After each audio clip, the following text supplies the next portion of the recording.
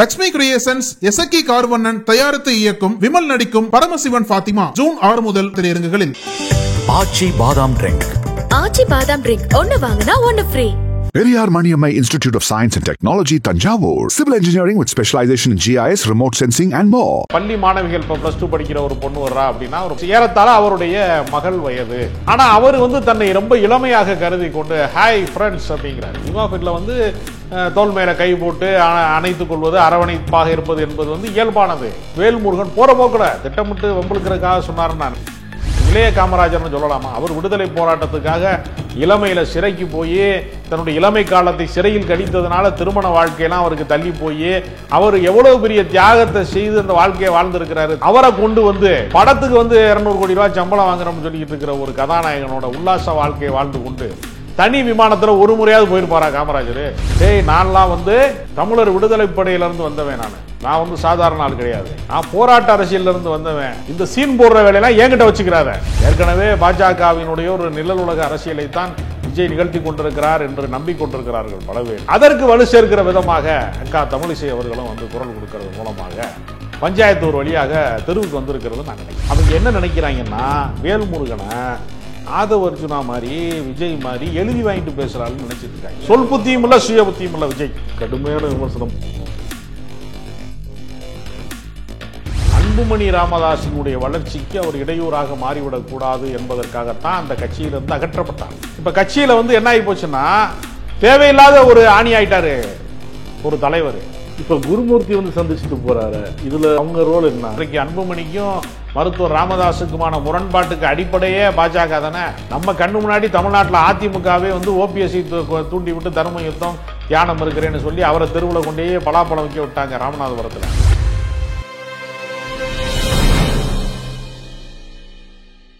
நக்கீரன் நேயர்களுக்கு வணக்கம். இன்று நம்முடன் கருத்துக்களை பகிர்ந்து இணைந்திருக்கிறார் அரசியல் விமர்சகர் ராஜகம்பீரன் அவர்கள். வணக்கம் சார். வணக்கம்.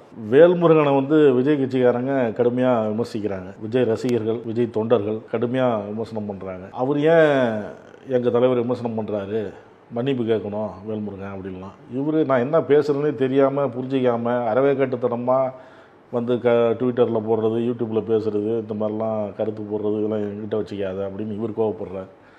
என்ன பேசினார், இவங்க என்ன புரிஞ்சு கொண்டாங்க? பள்ளி மாணவியர்களுக்கு பரிசளிக்கிற விழாக்கள் நடத்துகிற போது தோளோடு தோல் அணைத்துக் கொள்வது மாதிரி நிற்பது, அவங்க மேலே அப்படி தோல் மேலே கை போடுவது மாதிரி ஃபோட்டோ எடுப்பது, இதை தொடர்ச்சியாக விஜய் அவர்கள் செய்து வருகிறார். அது சகோதரர் மாதிரி தானே. அதில் என்னன்னா, ஒரு திரைப்பட நடிகராக இருக்கக்கூடியவர் சினிமா விழாவில் இது மாதிரி ஆடியோ வெளியீட்டு விழாக்கள், இசை வெளியீட்டு விழாக்கள், அது மாதிரி இடத்துல இது மாதிரி ஒரு நடிகையை அவங்க கிஸ் பண்ணால் கூட அது யாரும் குற்றமாக எடுத்துக்கிறதில்ல. ஏன்னா நீங்கள் உங்களுக்கு தெரியும், இசை வெளியீட்டு விழாக்களில் வரக்கூடிய பெண்கள் எப்படி உடை உடுத்தி வருவாங்க.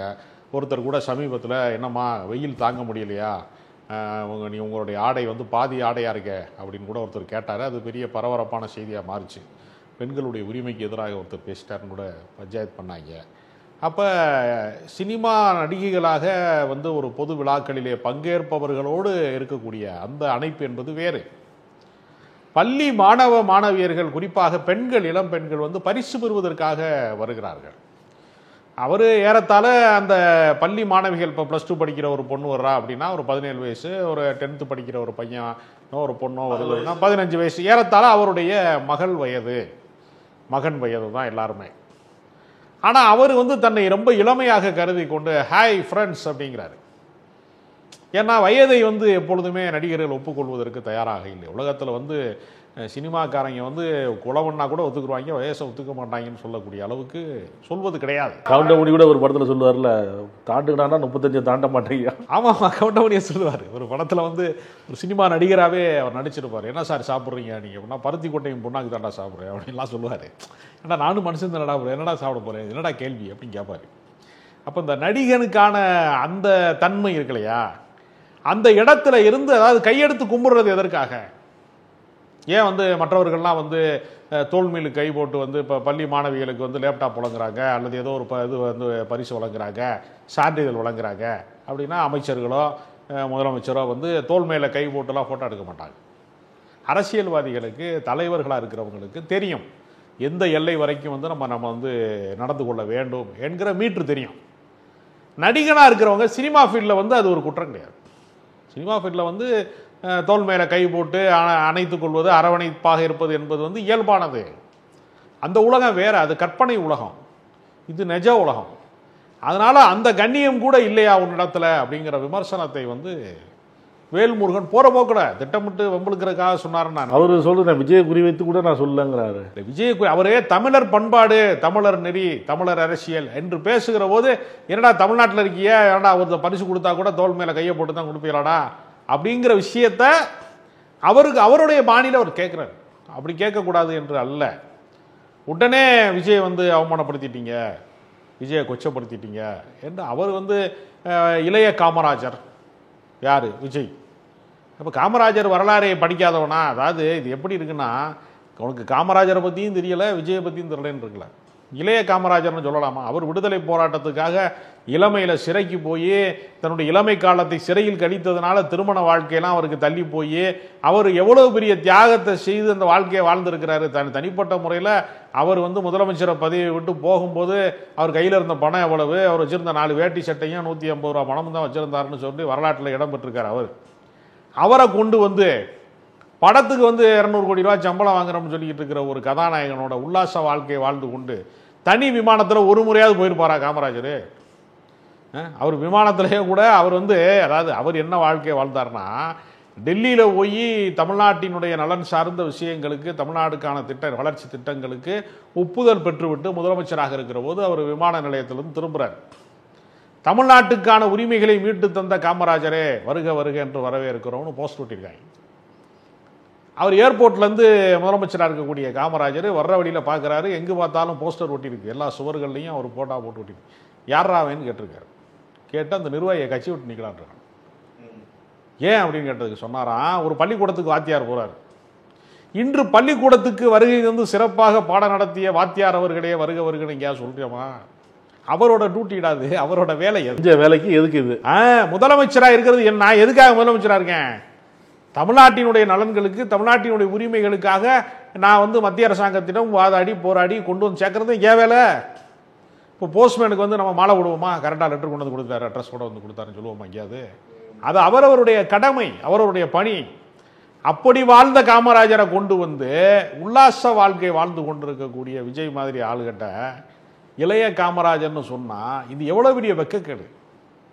இதைத்தான் வந்து பண்ருட்டி வேல்முருகன் அவர்கள் வந்து சொல்றாரு. அவரை வந்து மிரட்டுகிற துணியில வந்து பல சோசியல் மீடியாவில் வந்து மன்னிப்பு கேளுங்கிற மாதிரி அவர் சொல்றாரு. நான்லாம் வந்து தமிழர் விடுதலை படையிலிருந்து வந்தவன், நான் வந்து சாதாரண ஆள் கிடையாது, நான் போராட்ட அரசியலிருந்து வந்தவன், இந்த சீன் போடுற வேலையெல்லாம் என்கிட்ட வச்சுக்கிறாத அப்படின்னு அவர் சொல்றார். இப்போ இதற்கு ஆதரவாக வரிந்து கட்டி கொண்டு தமிழிசை சவுந்தரராஜன் மாதிரி பாஜகக்காரர்கள், ஏற்கனவே பாஜகவினுடைய ஒரு நிழல் உலக அரசியலைத்தான் விஜய் நிகழ்த்தி கொண்டிருக்கிறார் என்று நம்பிக்கொண்டிருக்கிறார்கள் பல பேர். அதற்கு வலு சேர்க்கிற விதமாக அக்கா தமிழிசை அவர்களும் வந்து குரல் கொடுக்கறது மூலமாக பஞ்சாயத்து ஒரு வழியாக தெருவுக்கு வந்திருக்கிறது நான் நினைக்கிறேன். கமெண்ட்ஸில் திமுக சொல்லி தான் வேல்முருகன் இந்த மாதிரி பேசுகிறாரு, அது சுபவீரபாண்டியன் எழுதி கொடுத்து பேசுகிறாரு, அவர் எழுதி கொடுத்து பேசுகிறாருன்னு அது ஒரு பட்டியலெல்லாம் போகல. அதாவது சுபவீரபாண்டியன் சுய சிந்தனையாளர். அவர் திமுகவில் இருக்கக்கூடிய திராவிட இயக்க சிந்தனைகளை பரப்புகிற வேலையை செய்கிறார். அவர் நேரடியாக கலைஞரோடு நெருங்கிய நட்பு கொண்டிருக்கிற காலத்திலே கூட அவர் வந்து அதிகார பதவிக்கு போகவில்லை, அந்த கட்சியோடு தன்னை ஐக்கியப்படுத்திக் கொள்ளவும் இல்லை. அவர் பெரியார் கொள்கைகளை பரப்புவது, சமூக நீதி கோட்பாடை பரப்புவது, அதை ஒரு கொள்கை திட்டமாக அவர் வச்சிருக்கிறார். அவர்கிட்ட எழுதி வாங்கி படிக்கிற இடத்துல வேல்முருகன் இருக்காரு. வேல்முருகன் வந்து மடை திறந்த வெள்ளமாக மணிக்கணக்கில் பேசக்கூடியவர், பேசிக்கிட்டே இருப்பார் அவர். அப்போ சுய சிந்தனை இல்லாத தலைவர்களை பற்றி பேச, அப்போ அவங்க என்ன நினைக்கிறாங்கன்னா வேல்முருகனை ஆதவ அர்ஜுனா மாதிரி விஜய் மாதிரி எழுதி வாங்கிட்டு பேசுகிறாள்னு நினச்சிட்டு இருக்காங்க. தன்னை போலவே பிறரை கருதுவதுமாங்கல்ல, தன்னுடைய தலைவன் மாதிரியே. ஏன்னா விஜய் விக்கிரவாண்டி மாநாட்டுக்கு ஏறத்தாழ 8 மாதம் மனப்பாடம் பண்ணார்னாங்க ஸ்கிரிப்டே, என்ன பேச வேண்டும் என்பதற்கு பல மாதங்கள் வந்து மனப்பாடம் பண்ணிட்டு வந்தார்னாங்க. அதனால தான் அவர் வந்து நீங்கள் பார்த்தீங்கன்னா அந்த மாநாடு நடந்துச்சு, அந்த பூத் ஏஜென்ட் மாநாடு, மொத்தமே ஒரு நாளைக்கு 4 நிமிஷம், அடுத்த நாள் 5 நிமிஷம், அவர் பேசினது மொத்தமே 7 நிமிஷம் தான். 10 நிமிடம் தாண்டி பேசுவதற்கு அவர்கிட்ட சரக்கு இல்லை, சங்கதி இல்லை. சொந்த புத்தியும் இல்லை, சுய புத்தியும் இல்லை, இன்னொருத்தண்டிருந்து வாங்குற கடன் வாங்கி வந்து இன்னொருத்தருடைய சிந்தனையை வந்து எடுத்து சொல்லுகிற புத்தியும் இல்லை, சொல் புத்தியும் இல்லை, சுய புத்தியும் இல்லை. விஜய்க்கு கடுமையான விமர்சனம். கடுமையான விஷயம் இல்லைங்க. இந்த நாடு வந்து மிகப்பெரிய அறிஞர் அண்ணா போன்றவர்களை சந்தித்த நாடு, தோழர் ஜீவானந்தம் போன்றவர்களை சந்தித்த நாடு. இந்த அரசியலில் வந்து எத்தனையோ சிந்தனையாளர்கள், எவ்வளவோ தியாகம் செய்தவர்கள், மொழி பற்றாளர்கள், எவ்வளவோ பேரை சந்தித்த இந்த நாட்டில் கூத்தாடிகளையும் கோமாளிகளையும் நடிகர்களையும் நம்பி ஒரு நாட்டை ஆள்வதற்கு ஒரு இளைஞர் படையை திரட்ட வேண்டும் என்று நினைக்கக்கூடிய ஒரு காலகட்டத்தில் வந்து நிற்கிறோம்.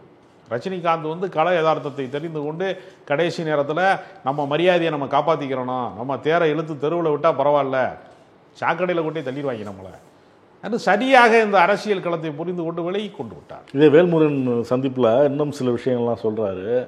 பாமகவில் இந்த மாதிரி கருத்து மோதல் இருக்கிறது எனக்கு வருத்தமாக இருக்குது, நான் அதில் பயணம் பண்ணவன் தான். இல்லை, வேல்முருகனை பொறுத்தவரையில் அன்புமணி ராமதாஸினுடைய வளர்ச்சிக்கு அவர் இடையூறாக மாறிவிடக்கூடாது என்பதற்காகத்தான் அந்த கட்சியிலிருந்து அகற்றப்பட்டார். அன்புமணியினுடைய வளர்ச்சிக்கு இன்னும் சொல்ல போனால் அன்புமணியை அரசியலுக்கு கொண்டு வந்ததில் மிக முக்கியமான பங்கு வந்து வேல்முருகனுக்கு இருக்கிறது. தமிழக வாழ்வுரிமை கட்சியின் இன்றைய தலைவராக இருக்கிற வேல்முருகன் அவர் சொல்றாரு, நான் தான் அன்புமணியவே கூட்டிட்டு வந்தேன் கட்சிக்கு, ஆனா என்னுடைய பேச்சாற்றலை பார்த்து, என்னுடைய கடுமையான உழைப்பை பார்த்து இரண்டாவது இடத்திலே இவர் வந்து விடுவாரோ என்கிற அச்சத்தின் காரணமாக என்னை அந்த இடத்தை விட்டு அகற்றிட்டாங்க.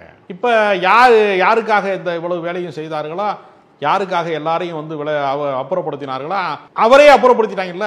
ராமதாஸே அப்புறப்படுத்த வேண்டிய நிலைமைக்கு ஆளாயிட்டாரு. இப்ப கட்சியில வந்து என்ன ஆகி போச்சுன்னா, தேவையில்லாத ஒரு ஆணி ஆயிட்டாரு ஒரு தலைவர், தேவையற்றவராக மாறிட்டாரு, கட்சி ஏன் கட்சி ஆயிடுச்சுங்கிறாங்க.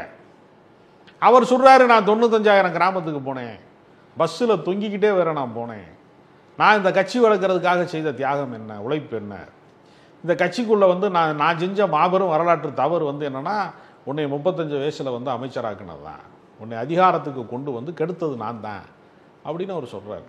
அப்போ அந்த கட்சி தொடங்குகிற போது, பாட்டாளி மக்கள் கட்சி தொடங்குகிற போது இடதுசாரி சிந்தனை இருக்கிறவர்கள், முற்போக்காளர்கள், போராளிகள், பத்திரிகையாளர்கள், எழுத்தாளர்கள்னு ஒரு பெருங்கூட்டம் வந்து தமிழ்நாட்டின் ஒரு மாற்று அரசியல் உருவாகிறது என்று நம்பி சமூக நீதி அரசியல் உருவாகிறது, தமிழ் மொழி உணர்வு சார்ந்த ஒரு அரசியல் உருவாகிறது, திமுக தவறவிட்ட விஷயத்தையெல்லாம் மருத்துவர் ராமதாஸ் வந்து ஒரு பெரிய கொள்கையாக மாற்றி வைத்திருக்கிறார், ஒரு பெரிய மாற்றம் நிகழப்போகிறதுன்னு நம்பி பல பேர் பயணிச்சாங்க.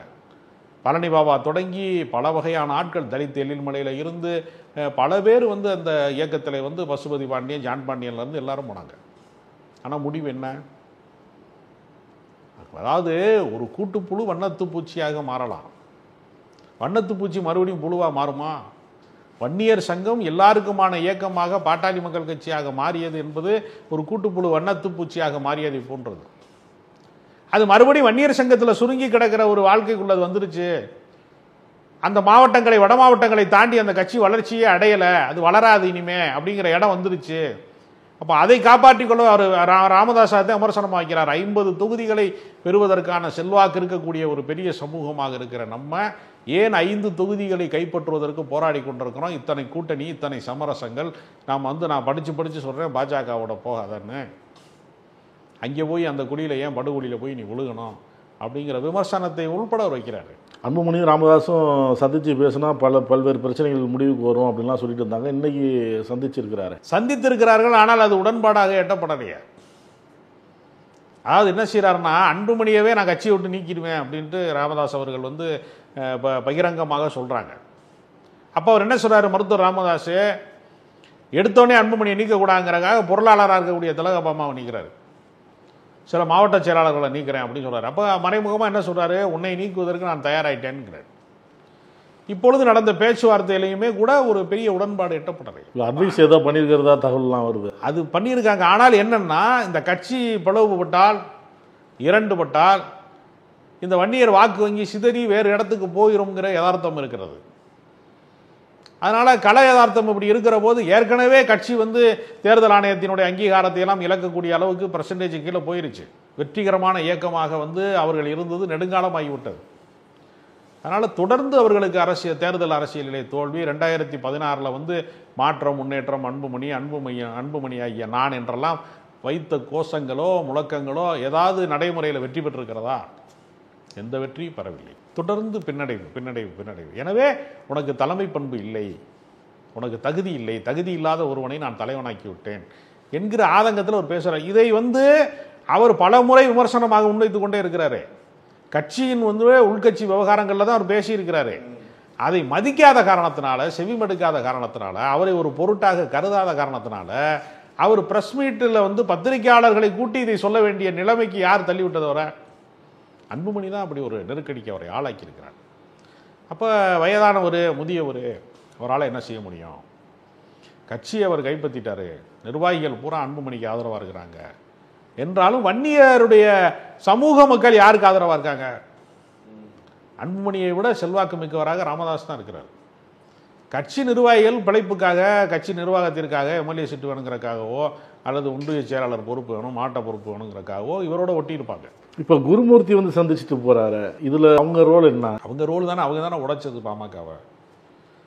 பாமகவை இன்றைக்கு அன்புமணிக்கும் மருத்துவர் ராமதாஸுக்குமான முரண்பாட்டுக்கு அடிப்படையே பாஜக தானே. நயனா நாகேந்திரன் அவரு போய் சந்திக்கிறாரு அவங்க தனிப்பட்ட முறையில், ஆனால் இதுக்கும் பாஜகவுக்கும் எந்த சம்பந்தமும் இல்லைங்கிறாரு. அன்புமணி அவர்கள் சுகாதாரத்துறை அமைச்சராக இருந்தபோது உத்தரப்பிரதேசத்தில் ஒரு தனியார் மருத்துவக் கல்லூரிக்கு அனுமதி வழங்கியது தொடர்பாக முறைகேடு செய்தார் என்ற ஒரு வழக்கு இருக்கிறது. அந்த வழக்கு சிபிஐ விசாரணையில் இருக்கிறது. அந்த வழக்கிலே அன்புமணி சிறைக்கு செல்ல வேண்டி வரும் என்கிற அச்சத்தை காட்டி, அச்சுறுத்தலை காட்டி தான் அவர்கள் நாடாளுமன்ற தேர்தலிலே கூட்டணியை பேசினார்கள். இப்பொழுதும் கூட பாஜகவிற்கு பின்னால் பாமக போக வேண்டிய அவசியம் இல்லை என்று மருத்துவர் எவ்வளவுதான் மாற்று கருத்தை முன்வைத்தாலும் அவரை நிராகரிப்பதற்கு பின்னால் நான் ஜெயிலுக்கு போகணுமா, என்னை எனக்கு நீ கொல்லி வைக்க போறியா, என்னுடைய அழிவை நீ பார்க்க போறியா? இப்போ சொகுசு வாழ்க்கைக்கு சொந்தக்காரராக வாழ்ந்த அன்புமணியால் சிறை வாழ்க்கையை தாங்க முடியாது, தன்னை சிறைக்கு அனுப்பி விடுவாரோ இப்படிப்பட்ட முடிவு எடுப்பதன் மூலமாக என்று சொல்லி பாஜக தான் இந்த பிளவுக்கு காரணம். அவர்கள் சிவசேனாவை உடைத்தார்கள். நம்ம கண்ணு முன்னாடி தமிழ்நாட்டில் அதிமுகவே ஓபிஎஸ்சி தூண்டி விட்டு தர்ம யுத்தம் தியானம் இருக்கிறேன்னு சொல்லி அவரை தெருவில் கொண்டே பலாப்பழம் வைக்க விட்டாங்க ராமநாதபுரத்தில். அப்போ எல்லா பக்கமும் பார்த்தீங்கன்னா பாஜக தான் அதிமுகவை உடைத்தது. ஊர் ரெண்டு வட்டா கூத்தாடிக்கு கொண்டாட்டம்னு சொல்லுவாங்க இல்லையா? எந்த கட்சி உடைந்தாலும் அதில் பாஜகவுக்கு தான் கொண்டாட்டம். பாஜக இந்த கட்சிகளை உடைத்து தன் பக்கம் ஒரு அணியை உருவாக்குவது என்கிற விஷயத்தில் சோசியல் இன்ஜினியரிங்கிறான். ஜாதி ரீதியான பிளவுகளை, ஜாதி ரீதியான பிளவுகளை கூறுதீட்டுகிற ஒரு அரசியலை வடநாட்டில் செய்து வெற்றி பெற்றுட்டான். அதனால பாமக பாஜகவிற்கு பின்னால் போனதுனால தான் இவ்வளோ பெரிய பின்னடைவு. அமித்ஷாவே பாஜக அதிமுக கூட்டணி சட்டமன்ற தேர்தலுக்கு அப்படின்னு சொல்லிட்டு போயிட்டார். இப்போ குருமூர்த்தி பாமக நிறுவனரை சந்திக்க போயிட்டு வந்துட்டார். இந்த கூட்டணி அமையுமா? இல்லை, பாஜக கூட்டணியிலே மட்டும்தான் பாமக நீடிக்க முடியும் என்கிற நிலைமை அவருடைய வழக்கு சார்ந்த விஷயங்கள்னால ஏற்பட்டு விட்டது. எனவே அன்புமணி ராமதாஸுக்கு வேறு ஆப்ஷன் கிடையாது என்பதை மருத்துவர் ராமதாஸு புரிந்து கொள்ள வேண்டும் என்பதற்காக ஆடிட்டர் குருமூர்த்தி தூது வந்திருக்கிறார். நீங்கள் வேறு எண்ணங்களுக்கு போகாதீங்க, போனால் சிக்கலாகி போயிடும் என்று சொல்லுகிற இடத்துக்கு அவர் வந்திருக்கிறார். அதனால் அன்புமணியினுடைய ஒரு சார்பு வழக்கறிஞரை போலத்தான் குருமூர்த்தி பார்த்திருக்கிறாரே தவிர குருமூர்த்தி சமரசத்திற்காக வரவில்லை. அன்புமணியோடு முரண்பாடு செய்வதை நிறுத்திக் கொள்ளுங்கள் என்று கேட்டுக்கொள்வதற்காக வந்திருக்கிறார். அன்புமணிக்காக தான் வந்திருக்கிறாரு. ஏன்னா சட்டமன்ற தேர்தலுக்கு இன்னும் ஓராண்டு காலம் கூட இல்லாத காலகட்டத்தில் எப்படி நம்ம இப்படி ஒரு பிளவு அரசியலை கட்சியை இரண்டாக நீங்கள் வைத்திருந்தால் எப்படி உங்களால் கூட்டணி பேரம் பேச முடியும், எப்படி வெற்றி பெற முடியும்? அதனால் நாங்கள் பார்த்துக்குறோம் எல்லாத்தையும், நீங்கள் கூட இருங்க என்று சொல்வதற்காகத்தான் வந்திருக்கு. இப்போ இந்த கூட்டணி அமைஞ்சிடும். ரெண்டாவது கருத்துக்கே இடம் இல்லையே. அதை சிறைக்கு போவதற்கு நான் தயாராக இருக்கிறேன்னு எடப்பாடி பழனிசாமி சொல்லியிருந்தாருன்னா அமித்ஷா பார்க்க போயிருக்க தேவையில்லை. அன்புமணி சொல்லியிருந்தாருன்னா பாஜக கூட்டணியே தேவையில்லை. எல்லாருமே இன்னைக்கு எல்லா தீமைகளையும் எல்லா விஷயங்களையும் வலையை விரித்து வைத்துக்கொண்டு அந்த வலைக்குள்ளே சிக்கி கொண்டு தானே பாஜக விரித்த வலையில் மாட்டிக்கொண்டு பாமக தவிக்கிறது. மெகா கூட்டணி அமைக்கப்படும் அப்படின்னு எடப்பாடி பழனிசாமி சொல்லிட்டே வந்தார். அதில் பாஜக மட்டும்தான் இருக்குது, வேறு ஒன்றும் இல்லைன்னு சொல்லிட்டு வந்த நிலையில் இப்போ பாமகவும் வருது. அப்படிங்கிறப்ப அவங்களுக்கு ஒரு தெம்பு வந்திருக்கா? பாஜகவுக்கு பின்னாடி யாரும் இல்லை என்று யாரும் நினைக்கக்கூடாது. அவர்களுக்கு பின்னால் விசாரணை அமைப்புகள் இருக்கிறது. அமலாக்கத்துறையையும் வருமான வரித்துறையும் தேர்தல் ஆணையமும் சேர்ந்து அவர்களுக்கு வேலை செய்ய தயாராக இருக்கிறது. ஒரே ஒரு ரெய்டு விட்டோம்னா விஜய் ஓடி வந்துடுவார், கூட்டணிக்கு வந்துடுவார். ஒரே ஒரு ரெய்டு விட்டோம்னா எல்லாரும் கதையும் முடிஞ்சு போயிடும். அதனால பாஜகவிற்கு கொள்கை கூட்டணி தேவையில்லை, ஒரே ஒரு ரெய்டு கூட்டணி தான். ரெய்டு விட்டா தன்னால வரப்போறாங்க, அவ்வளவுதான். விஜய் வந்தாலும் ஆச்சரியப்படுவதற்கு இல்லை, விஜய் வந்தாலோ யார் வந்தாலும் ஆச்சரியப்படுவதற்கு ஒன்றுமே கிடையாது. தமிழ்நாட்டு அரசியலை பாஜக சீர்குலைக்கிற முயற்சியிலே இருக்கிறது. அதிலே திமுக மட்டும்தான் கொஞ்சம் தப்பி பிழைக்கிறது. எல்லா கட்சிகளும் மாட்டிக்கொண்டு விழிக்கிறது. பல்வேறு கருத்துக்களை பகிர்ந்து நன்றி சார். நக்கீரன் டிவிக்கு சப்ஸ்கிரைப் செய்யுங்கள். உங்கள் ஆதரவே எங்கள் பலம். ஆசிரியர்களுக்கு நண்பனாகவும் மாணவர்களுக்கு ஆசானாகவும் திகழும் தேர்வு வழிகாட்டி. ஒவ்வொரு பாடத்திற்கும் அனுபவமிக்க ஆசிரியர்களின் துல்லியமான தெளிவான விடைகள். CNC இருக்கு, தேர்வு பயம் எதற்கு? இது தீரன் பப்ளிஷிங் ஹவுஸ் விற்பனை வெளியீடு.